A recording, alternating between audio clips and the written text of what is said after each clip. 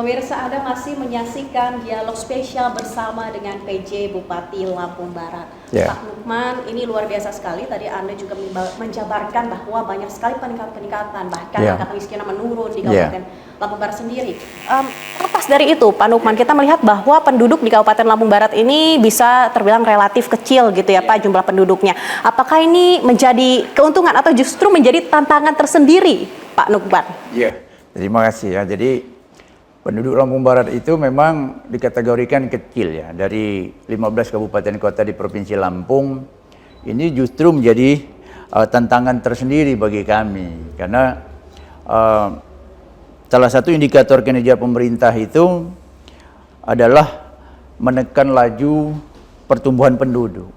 Jadi perluasan wilayah kami tidak mungkin kami tambah dengan hutan lindung yang sudah terfokus, yang sudah tercatat batasan-batasan yang menjadi ketentuan ya.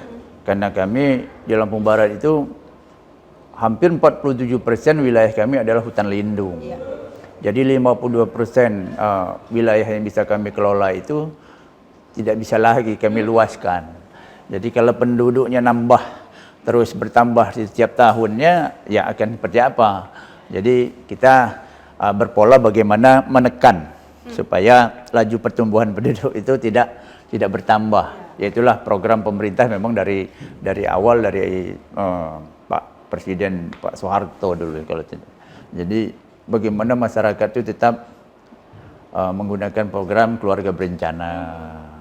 Ya, Lampung Barat walaupun dia kondisinya dingin, insya Allah itu bisa terjaga, bisa tertahan. Ya. Baik Pak Lukman. Berbicara terkait dengan sumber daya manusia, penduduk yang ada di Lampung Barat, saya tertarik. Tadi Bapak bilang bahwa tingkat kemiskinan menurun, seperti itu. Seperti apa Pak kiat-kiat Anda gitu ya sebenarnya kok ini bisa menurunkan tingkat kemiskinan, bahkan kemiskinan ini bisa menjadi salah satu persoalan yang mungkin sangat konkret dan susah untuk dituntaskan seperti itu Pak Lukman. Jadi Lampung Barat memang masuk kategori berupaya dalam rangka penurunan kemiskinan. Jadi kita memang tidak bisa kita tuntaskan ya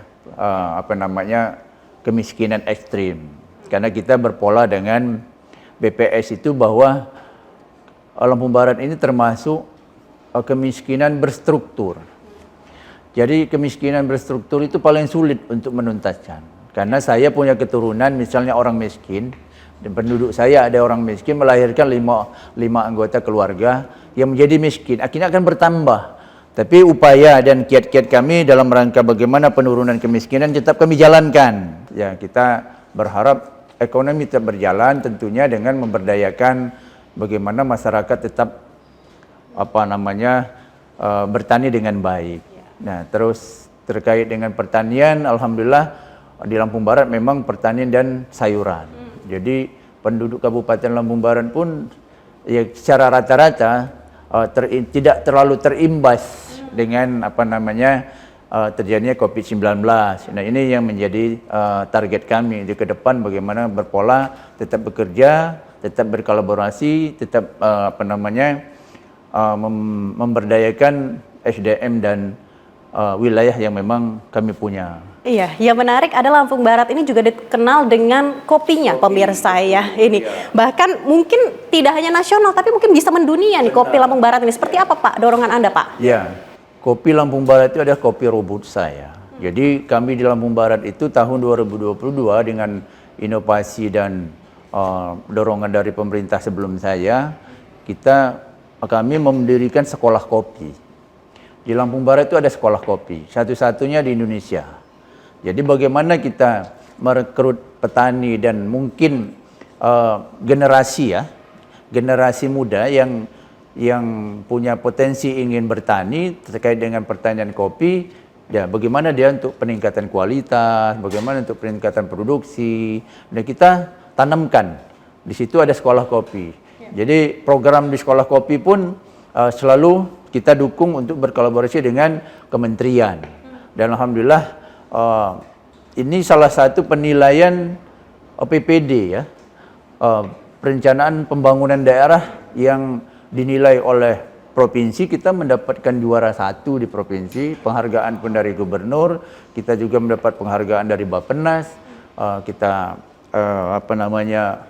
presentasikan di nasional. Jadi alhamdulillah dari segi program dan kegiatan terkait dengan sekolah kopi berjalan dengan baik. Jadi masyarakat pun menerima hal itu. Dalam peningkatan produktivitas baik.